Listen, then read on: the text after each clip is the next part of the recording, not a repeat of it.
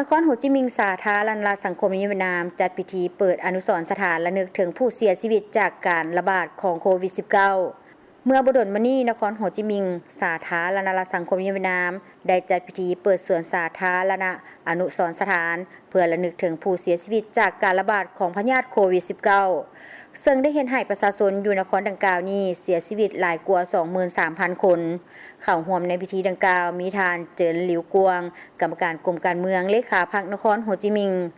ในบรรยากาศที่โศกเศร้าและเงียบเหงาบรรดาการนำนครนี้และผู้เข้าร่วมก็ได้ลุกขึ้นยืนสงบ1 นาทีเพื่อระลึกถึงผู้เสียชีวิตจากโรคระบาดในขณะเดียวกันสัญลักษณ์รูปยอดน้ำที่ตั้งอยู่กลางลานกว้าง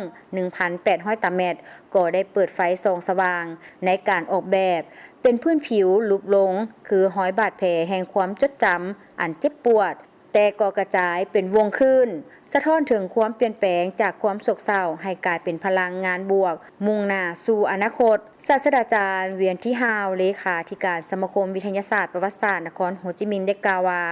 แน่นอนว่าประชาชนอยู่นครนี้ยังมีความรู้สึกเหตุการณ์ดังกล่าวนี้เกิดขึ้นยังบ่ดลและความสูญเสียก็ใหญ่หลวงดังนั้นถึงว่าเป็นเพียงส่วนสาธารณะเท่านั้นก็ตามแต่ยังรักษาความรู้สึกให้ทุกคนรู้ว่าโครงการดังกล่าวนี้แม่นสร้างขึ้นเพื่อเขาเจ้าและเพื่อประชาชนนครนี้